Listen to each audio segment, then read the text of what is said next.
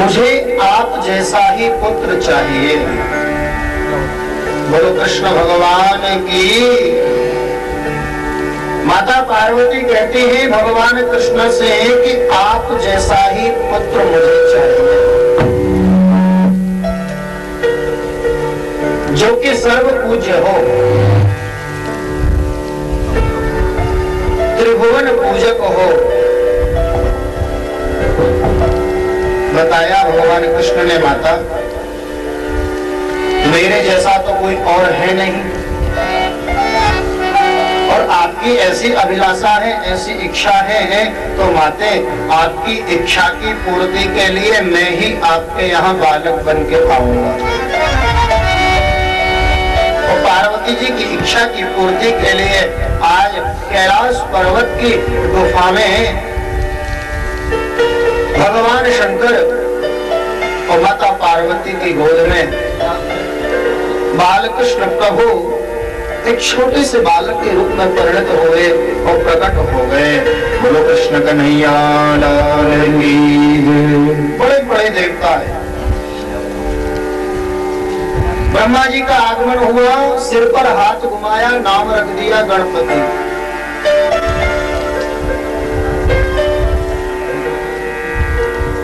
गणपति नाम रखा। समस्त देवता आए आशीर्वाद देने के लिए। चंद्र, सूर्य, वरुण, अग्नि, कुबेर सब देवता आए, और उन्हीं देवताओं के साथ महाराज शनि भी पधारे। शनि देवता का भी आगमन हुआ, और जब शनि देवता आए तो गर्दन घुमा के बैठ गए, सिर घुमा के, बालक की ओर देखा नहीं।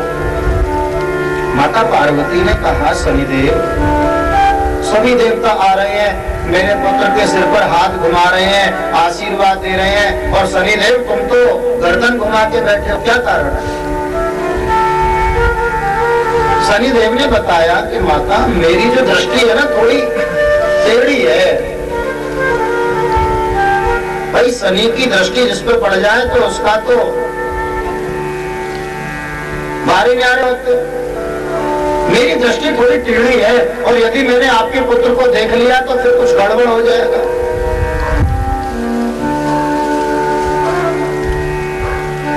माता पार्वती ने कहा कि देखो शनिदेव, मेरे पुत्र को तो तुम्हें आशीर्वाद देना ही पड़ेगा। भाई सभी देवता आशीर्वाद दे रहे, तुम नहीं दोगे ऐसा नहीं चलेगा। और मैं जगदम्बा, जगदम्बा के पुत्र का भला कौन क्या बिगाड़ेगा? शनिदेव ने कहा माते यदि कुछ गड़बड़ हो जाए तो मुझे दोष न देना। आश्वासन दिया माता पार्वती ने, और जो शनिदेव ने अपनी वक्त दृष्टि घुमाई, जो शनिदेव ने देखा गणपति की ओर, तो गणपति का सिर ही कट के अलग गिर गया।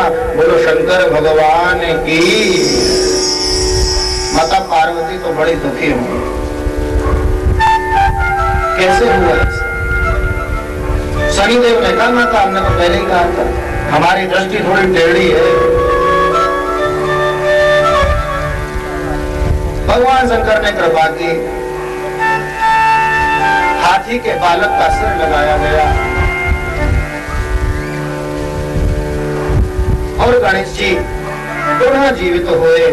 एक कथा तो एक कल्प में ऐसी है, और दूसरी गणपति जी के प्राकट्य की कथा अलग है, आप श्रवण करें। बोलो शंकर भगवान की। देखो गणेश जी विघ्न नाशक भी है और विघ्न कारक भी है। कोई भी सत्कर्म करो, कोई भी अच्छा कार्य करो, तो सर्वप्रथम गणेश जी की पूजा होती है। दीपावली का पर्व आता है तो लोग गौरी गणेश की पूजा करते हैं। क्या करें? श्री राधे।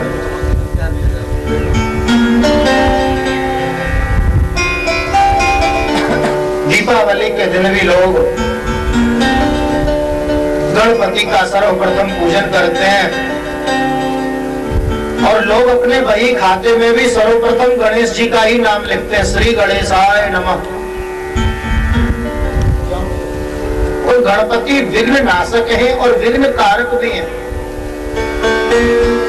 एक कथा आती है, शिव पुराण में तो है नहीं, कहीं सुनी थी कि जब द्वारिका से भगवान कृष्ण की बारात जाने लगे कुंदनपुर के लिए,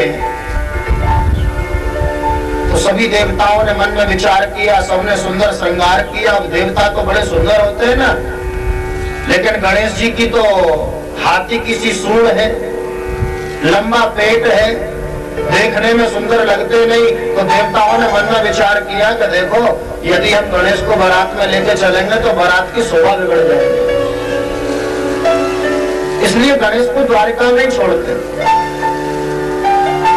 सभी देवता आए, गणेश जी से बोले, गणपति महाराज हम सब तो जा रहे हैं बारात में।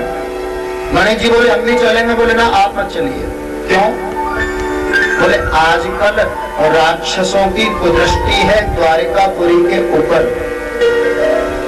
और आप द्वारिका में रहकर उन राक्षसों से द्वारिका की सुरक्षा करना, और हम बारात में जाते। गणेश जी ने कहा ठीक है, कोई बात नहीं भाई, सुरक्षा करनी है तो हम सुरक्षा करें। और देवताओं ने बड़ा सुंदर श्रृंगार किया, अपने अपने हाथी घोड़े रथ सजाए और चले कुंदनपुर की ओर बारात लेकर भगवान कृष्ण की। इधर तो बारात जाने लगी और उधर नारद जी का आना हो गया द्वारिका में गणपति जी के पास में। अरे गणपति जी, सभी देवता बारात में जा रहे हैं भगवान कृष्ण के विवाह में सम्मिलित होने के लिए, और आप यहाँ बैठे हो। गणेश जी ने समझाया नारद जी को कि देखो नारद, आजकल राक्षसों की कुदृष्टि है द्वारिका के ऊपर, तो हम तो द्वारिका की रखवाली में बैठे हैं, सुरक्षा कर रहे हैं। नारद जी ने कहा बोले सुरक्षा नहीं, बहुत गड़बड़ बात है। बोले क्या गड़बड़ बात है? जब किसी से कहो ना कि गड़बड़ बात है तो लोगों के कान खड़े हो जाते हैं, और गड़बड़ बात लोग बहुत ध्यान से सुनते हैं, कथा इतनी ध्यान से नहीं सुनते जितनी गड़बड़ बात ध्यान से सुनते हैं। इसलिए आपको तो ये तो बहाना है सुरक्षा का। तो देवताओं ने तो बहुत गड़बड़ किया, गणेश जी के कान खड़े हो गए। क्या किया भाई बताओ? बोले आपकी छवि को देखकर, आपके रूप को देखकर देवताओं ने मन में ऐसा विचार किया कि आप बारात में जाओगे तो बारात की शोभा नहीं होगी, इसलिए आपको यहाँ छोड़ दिया। गणेश जी ने कहा अच्छा ऐसी बात? बोले हाँ। तो भाई गणेश जी तो विघ्न नाशक और विघ्न कारक, यदि इनकी पूजा कर ली जाए तो फिर कार्य में विघ्न नहीं आता, और इनको भूल जाओ तो फिर ये विघ्न करते हैं। नारद जी ने कान भर दिए, गणेश जी थोड़े से कोपित हुए और महाराज करोड़ों चूहे बुला लिए, करोड़ों चूहे बुला लिए। आदेश, बोले जाओ और रास्ते को पूरे को खोद डालो। चूहे गए महाराज, जहाँ बारात जा रही थी आगे आगे नीचे नीचे सारी जमीन खोद डाली चूहों ने, और जैसे ही बारात आगे बढ़ी तो महाराज सब हाथी घोड़े रथ सब धस गए जमीन में। देवता घबराए, क्या हो गया?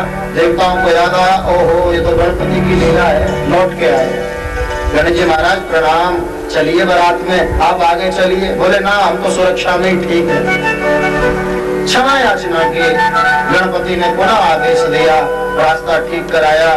तो गणेश जी विघ्न कारक हैं और विघ्न नाशक भी हैं। यदि इनकी पूजा कर ली जाए, रोगी व्यक्ति यदि गणपति का 1000 दुर्वा के साथ पूजन करता है तो रोगी रोग से मुक्त हो जाता है।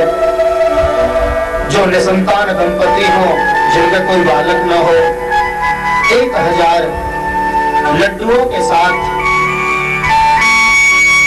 भगवान गणपति की उपासना करे निसंतान को संतान की प्राप्ति होती है, निर्धन को धन मिलता है और महाराज सबका कल्याण होता है। प्रसंग चल रहा था कि गणपति का प्राकट्य कैसे होता है। शिव पुराण के आधार पर एक बार माता पार्वती स्नान करने के लिए जा रही थी, तो भगवान शंकर के गण है चंड। माता पार्वती ने चंड को बुलाया और कहा कि देखो हम स्नान करने के लिए जा रही हैं अंदर, और तुम यहाँ बाहर खड़े हो जाओ और मेरी आज्ञा के बिना किसी को भीतर जाने मत देना। चंड ने कहा ठीक है माता जी। खड़े हो गए द्वारपाल बन के, और माता पार्वती तो अपनी सखी जया और विजया के साथ सुंदर उपटन लगा के स्नान करने की तैयारी में थी, और उसी समय भोलेनाथ का आगमन हो गया। बोलो शंकर भगवान की। भोलेनाथ आए, चंड ने मना किया, माता जी स्नान कर रही है, आपको प्रवेश नहीं मिलेगा।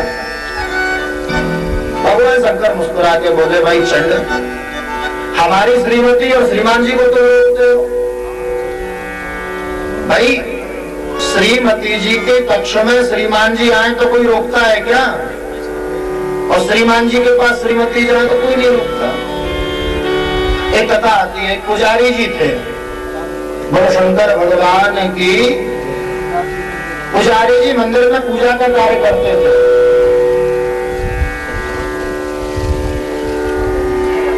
और प्रायः करके मंदिरों का ऐसा नियम होता है कि दोपहर 12 से 4 बजे तक मंदिर बंद होते हैं। ऐसा नियम होता है। दोपहर में भगवान को शयन कराया जाता है, दोपहर को 12 बजे से 4 बजे तक मंदिर बंद होते हैं। लेकिन ये पुजारी जी क्या करते, साधारण आदमी होते तो मना कर देते कि मंदिर बंद है, अभी दर्शन नहीं कराएंगे। और जब कोई सेठ भाटिया आ जाए पैसे वाला, चुपके से मंदिर खोल के दर्शन करा देते। धीरे धीरे बात राजा के पास पहुंची। राजा ने गुप्तचर लगाए, सीआईडी विभाग। पता चला कि हाँ ये तो ठीक है, पुजारी जी तो पैसे वाले को दर्शन करा देते हैं पीछे से। राजा ने सभा में बुलवाया, पुजारी जी बहुत गलत बात है आपकी। क्या हुआ राजन? अरे जिस समय मंदिर बंद होता है दोपहर को, आप साधारण व्यक्तियों को मना कर देते हो और धन वाले पैसे वाले सेठ भाटिया आते उनको दर्शन करा देते हो, ऐसा क्यों? तो पुजारी बड़ा चालाक था, बुद्धिमान था। पुजारी जी बोला राजन, हुजूर अब भगवान नारायण के पास कोई साधारण व्यक्ति जाए तो उसको मिलने नहीं दिया जाता, लेकिन भगवान नारायण के पास लक्ष्मी जी मिलने आ रही हो तो भला कौन मना करेगा? भाई सेठ जी तो धन लेके आ रहे हैं ना, और नारायण की पत्नी है लक्ष्मी जी, और पति के पास पत्नी को थोड़ी रोका जाता है। वहां तो राजा खुश हो गया, वाह पुजारी जी बड़ी सुंदर बात बताई। भोलेनाथ कहते हैं, बोले हमारी श्रीमती, हमारी पत्नी देवी पार्वती, और तुम हमें जाने से रोकते हो। चंड ने रास्ता दे दिया, भोलेनाथ ने अंदर प्रवेश किया, और भोलेनाथ को देखते ही माता पार्वती एकदम हड़बड़ा गई, तुरंत वस्त्र धारण कर लिए, मन में विचार करने लगे कि ये पुरुष कैसे प्रवेश कर गया। भोलेनाथ को प्रणाम किया, बड़ी संकुचित हुई, बहुत संकुचित हुई। भोलेनाथ तो चले गए। मां पार्वती ने अपनी सखियों से कहा कि देखो, कैलाश में जितने भी गण हैं, जितने भी सेवक हैं, ये सब भगवान शंकर के सेवक हैं। हमारा कोई सेवक नहीं है, सब भगवान शंकर का कहना मानते हैं। अब चाहे नंदी को खड़ा करो, चाहे श्रृंगी को खड़ा करो, चाहे भृंगी को खड़ा करो, और महाराज वो तो सबको हटा के अंदर चले आएंगे। और भाई महिलाएं स्नान करे तो वहां किसी पुरुष का प्रवेश निषेध होता है, वर्जित होता है, होना नहीं चाहिए। क्या करें? तो जया विजया ने बताया कि माते एक काम करो, आप अपना कोई सेवक तैयार करो जो आपका कहना माने। तो माता पार्वती ने ओवटन लगाया था शरीर पे, बेसन, दही और तेल, इसका मिश्रण बना के यदि इसका ओवटन लगा के स्नान किया जाए तो महाराज शरीर बड़ा सुंदर होता है। ओवटन लगाया था माता पार्वती ने, शरीर पर स्नान की तैयारी में थी। जया विजया ने बताया कि अपना कोई निजी सेवक तैयार करो। तो पार्वती जी के मन में विचार जगा और माता पार्वती ने उस ओवटन की मैल के द्वारा एक मूर्ति बनाई, मनुष्य जैसी आकृति मूर्ति बनाई और मन में विचार किया कि जीवित हो जाओ, जीवित हो जाओ। वो मूर्ति एकदम से जीवित हो गई, गणपति के रूप में प्रकट हो गए। बोलो गणपति भगवान की जय।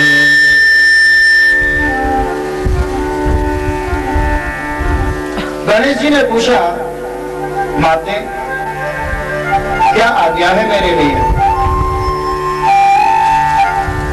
मां जगदम्बा पार्वती जी ने कहा कि देखो गणपति, आज से तुम मेरे पुत्र हो, क्या आज्ञा है? माता ने कहा कि देखो गणेश, हम स्नान करने जा रही हैं और तुम द्वार पे खड़े हो जाओ द्वारपाल के रूप में, और खबरदार जो कोई पुरुष भीतर प्रवेश करे एक छड़ी हाथ में दे दे, ये लो छड़ी, और किसी पुरुष को अंदर मत आने देना। गणपति जी ने कहा, माता मेरे जीते जी कोई पुरुष अंदर प्रवेश नहीं करेगा। आप निसंकोच स्नान करें। माता पार्वती अंदर स्नान करने लगी अपनी सहेली जया और विजया के साथ। इधर भूत भावन भोलेनाथ चंद्रमौलेश्वर भगवान शंकर आए और जैसे ही प्रवेश करने लगे ना तो गणेश जी ने छड़ी लगा दी, प्रवेश वर्जित है। भगवान शंकर ने पूछा, भाई तू कौन? बोले मैं अम्बा का पुत्र हूँ। शंकर जी मुस्कुराए, बोले पिता को पता नहीं और पुत्र पहले ही बन गया, हमें तो पता ही नहीं और पुत्र वैसे ही तैयार हो गया। अरे बिना बादल की भी बरसात होती है क्या? कहां से आया तू? गणेश जी तो जानते नहीं थे कि ये भगवान शंकर है।